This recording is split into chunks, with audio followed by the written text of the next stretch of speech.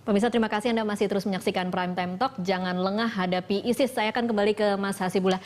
Jadi apa kira-kira yang harus dilakukan oleh negara untuk kemudian membendung pengaruh ISIS, atau kemudian bagaimana membendung warganya tergoda untuk berangkat ke Suriah?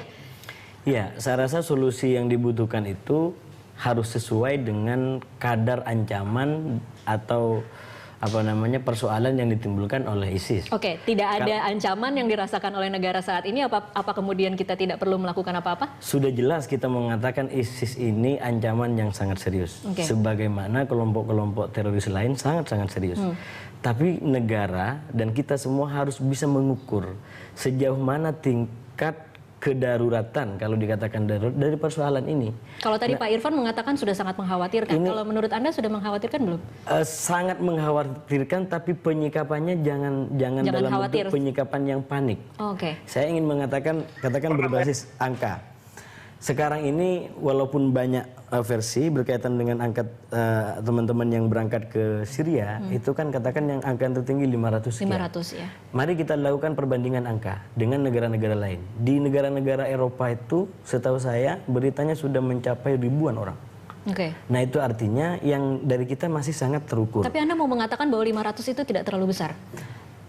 Tidak terlalu besar kalau kemudian gara-gara 500 kita harus meneror ketenangan 200 juta lebih penduduk kita yang masih setia terhadap NKRI. Jadi penangkapan kemarin itu mungkin bisa dianggap sebagai teror menurut Anda atau bagaimana? Tergantung bagaimana kita menyikapinya. Kalau penanganan 500 orang ini kemudian disampaikan tanpa pesan yang jelas di bagian mana kita melakukan penindakan, apalagi versinya berbeda-beda antara satu badan di pemerintah dengan badan yang lain, masalahnya apa beda lagi, solusinya apa beda lagi. Ini kan semakin, kalau bahasa saya, semakin meneror psikologi kebangsaan publik. Menakut-nakuti masyarakat yang lain. Jadi cara kita yang panik dalam menyingkapi persoalan ini seakan-akan membuat ancaman ISIS ini sudah berada di hadapan pintu semua masyarakat di Indonesia. Saya ingin mengatakan sampai sejauh ini kita aman. Sejauh ini. Artinya kebanyakan dari masyarakat kita jangan sampai panik. Karena memang ada 500 dan menurut saya pemerintah harus fokus bagaimana yang 500 sekian ini tidak berkembang. Nah, apa caranya? Satu, menurut saya solusinya adalah pemerintah sudah harus mulai melakukan koordinasi, penertiban di antara badan-badan yang berkaitan dengan keamanan, khususnya berkaitan dengan penanganan kelompok-kelompok radikal atau teroris seperti ini. Ini kan ada BNPT, ada Densus, kemudian ada mungkin juga kejaksaan atau mungkin Polhukam dan lain sebagainya.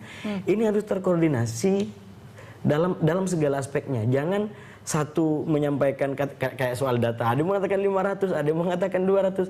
Yang benar yang mana? Atau yang terbaru. Yang terbaru kan Wakil Presiden JK mengatakan tidak boleh ISIS itu kemudian dilakukan dengan pendekatan undang-undang kewarganegaraan. Karena dosa ataupun penyakit yang diderita ISIS ini bersifat ideologi. Ya, ini kan statement seorang wakil presiden. Nah, mestinya badan-badan negara yang secara hukum berada di bawah kontrol presiden dan wakil presiden bisa mengeluarkan statement yang sama. Yang sama. Jadi bukan sama dalam pengertian persis, tapi setidaknya tidak bertentangan. Nah, ini penting untuk menunjukkan bahwa memang ada koordinasi di antara satu lembaga, satu pihak dengan pihak-pihak yang lain. Yang kedua, saya setuju dengan Mas Irfan tadi. Kita membutuhkan penguatan regulasi. Tapi sekali lagi, penguatan regulasi ini bukan hanya dalam bentuk Perpu anti-ISIS. Kalau hanya dalam bentuk Perpu anti-ISIS, itu saya katakan justru kita memenangkan ISIS tanpa mereka berjuang di negara kita. Tapi kalau tidak ada Perpu, polisi tidak bisa menindak ketika kemudian kita sudah memetakan ada orang-orang tertentu. Saya sepakat memang itu kelemahannya. Karena sejauh ini kan undang-undang kita itu tidak mengatur terhadap kelompok-kelompok yang mempunyai dosa secara ideologi terhadap Republik ini seperti ISIS.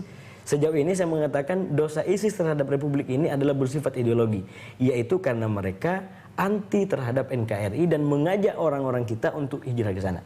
Nah, kalau diagnosanya adalah ISIS mengalami dosa ideologi terhadap NKRI, kemudian kita butuh Perpu, maka Perpu yang dibutuhkan mestinya bukan hanya Perpu anti ISIS, tapi Perpu bagi kelompok yang anti NKRI. Dan itu banyak kalau kita bicara soal kelompok yang kemudian anti NKRI. Ada kelompok-kelompok yang secara terang-terangan mengatakan kita NKRI ini nggak benar, NKRI ini harus kita tolak. Ini apa gitu. Nah, negara harus melakukan sesuatu dalam konteks itu. Kita punya datanya itu. Mungkin kita akan coba tampilkan ada ormas-ormas yang diduga terafiliasi dengan ISIS. Ini adalah Jamaah Ansarut Tauhid, Tauhid Wal Jihad, Mujahidin Indonesia Barat, Mujahidin Indonesia Timur, dan Al Mujahirun. Ini adalah 5 ormas yang diduga merupakan pendukung ISIS. Iya. Seperti itu. Iya, ini yang saya bilang tadi, kalau perpunya adalah perpu kelompok anti NKRI, maka menurut saya akan lebih substantif. Kenapa?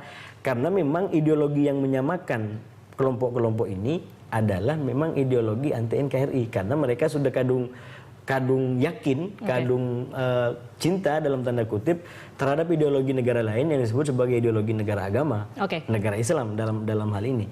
Kita akan tanyakan ke Pak Irfan. Pak Irfan, Anda setuju bahwa perpu yang harusnya dikeluarkan oleh pemerintah dalam rangka untuk membendung pengaruh ISIS harusnya diperluas menjadi perpu anti NKRI?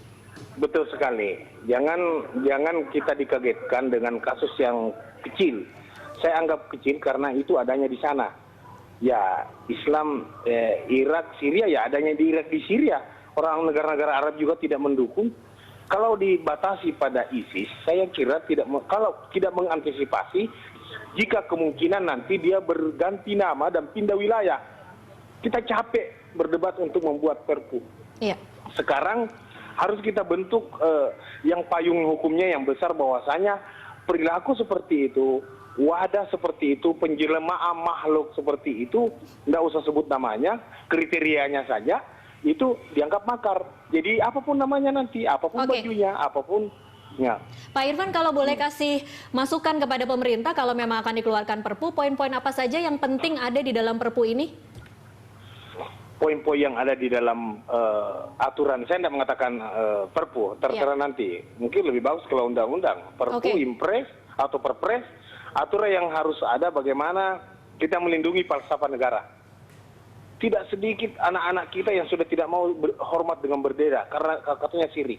Ini aturan bernegara. Kita harus hargai syuhada, pahlawan yang gugur mempertahankan merah putih. Nah, itu dulu kita lindungi falsafah negara kita. 4 konsensus dasar kebangsaan yang harus kita jadikan pedoman dalam hidup bernegara. Kemudian kita perkuat kembali undang-undang yang sudah jadi dan ditegakkan pasal-pasal seperti pasal-pasal yang ada di dalam undang-undang imigrasi nomor 12 tahun 2006 yang menyatakan bahwasanya seorang warga negara akan gugur hak warga negaranya bila dia bergabung kepada sebuah negara atau bagian negara dan berbaiat. Saya kira ini cukup syarat bagi orang yang bergabung ke ISIS. Kalau bicara soal sanksinya, Pak Irfan, ketika saat ini belum ada tindakan melawan hukum, belum ada tindakan pidananya, tetapi kita misalnya kemudian mau mengeluarkan peraturan, tetapi sanksi seperti apa dan apakah kemudian bisa dibuat derajat klasifikasi bagaimana mereka bisa ditindak? Ya harus terukur sesuai dengan akibat bahaya yang ditimbulkan dari pengaruh itu. Kalau misalnya bersimpati begini sekian tahun, kalau mendukung sekian tahun, kalau dia menjadi masuk kelompok militan sekian tahun, kalau menjadi kelompok inti atau pemikir atau hardcore itu yang paling berat umpamanya, ya sesuai dengan apa yang disepakati oleh para pakar hukum kita. Kalau Mas Hasibullah mungkin bisa memberikan tambahan masukan, kira-kira apa saja poin-poin yang harus ada di peraturan yang nantinya akan membantu negara untuk membendung pengaruh ISIS di Indonesia? Iya, yang pertama tentu saja penegasan terhadap kampanye secara terbuka yang bersifat anti NKRI. Ini kan kayak semacam kita membiarkan anak macan, katakan begitu. Yang mereka secara terang-terangan mengajak orang mengkampanyekan bahwa NKRI tauhid, NKRI itu kafir atau apapun yang padahal mereka berada di republik ini. Nah, ini menurut saya penting ada regulasi. Saya sepakat regulasi apapun bentuknya, ada perundang-undangan, ada aturan yang mengatur ini secara tegas. Dan sekali lagi kemudian kita tidak hanya terfokus kepada ISIS, karena kalau hanya terfokus kepada ISIS menurut saya justru akan membesarkan ISIS. Terlepas bahwa ISIS memang di Timur Tengah sekarang sudah menjadi persoalan yang sangat serius. Terus yang kedua, saya sepakat bahwa nanti harus diimbangi dengan pendekatan-pendekatan yang sifatnya persuasif. Dalam pengertian, bagi mereka yang sudah terbukti secara hukum mereka melakukan tindak pidana terhadap perundang-undangan yang berlaku di negara kita, tentu kita harus terapkan hukum yang berlaku. Tapi jangan lupa, persis seperti yang dikatakan oleh Pak Wakil Presiden tadi, bahwa ini memang sifatnya ideologi di satu sisi. Nah, ideologi itu tidak bisa kemudian dipudarkan semata-mata oleh penerapan hukum.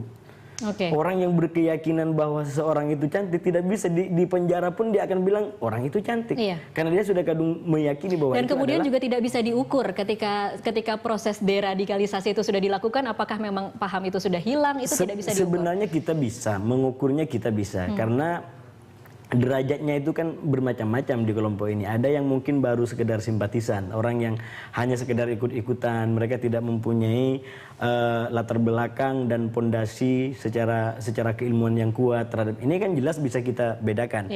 Dan biasanya orang-orang yang simpatisan seperti ini kan seperti yang di ISIS ini kelompok-kelompok pemuda. Nah, kalau masih kelompok-kelompok pemuda kan tentu saja strategi kita jangan justru membuat mereka sampai akhir hidupnya menjadi radikal. Atau yang awalnya simpatisan kemudian naik derajat menjadi militan, apalagi kemudian menjadi ideolog. Nah, ini yang perlu kita lakukan untuk mencegah tadi gitu. Jadi kalau pendekatannya persuasif, maka menurut saya itu akan lebih komprehensif. Di satu sisi kita sudah melakukan penguatan secara peraturan sehingga mereka-mereka ini tidak bisa lagi dengan seenaknya melakukan kampanye terhadap NKRI di NKRI sendiri, tapi di sisi lain kita juga merangkul kepada kelompok-kelompok yang mungkin hanya sekedar ikut, anak-anak muda kita, coba kita kasih pemahaman yang benar, karena biasanya mereka ini kan tidak diberikan pemahaman yang benar. Mereka hanya dicekoki tentang paham-paham keagamaan versi mereka, bahwa jihad itu hanya perang, padahal jihad tidak hanya bermakna perang, bahwa demi agama kemudian dibolehkan melakukan segala macam pelanggaran-pelanggaran hukum, padahal agama dengan ketentuan hukum justru beriringan. Nah, ini yang butuh dijelaskan. Bahkan tentang NKRI sekalipun, itu kelompok-kelompok ini sengaja memasa bodohinya gitu, atau mengabaikan bahwa NKRI ini merupakan hasil ijtihad politik dari para ulama. Nah, batuk ini kayaknya. Jadi memang selalu terjadi begitu, bahwa NKRI ini merupakan hasil ijtihad politik dari para ulama. Kita harus hentikan dulu di situ, nanti kita akan lanjutkan di segmen selanjutnya. Pemirsa, tetaplah bersama kami.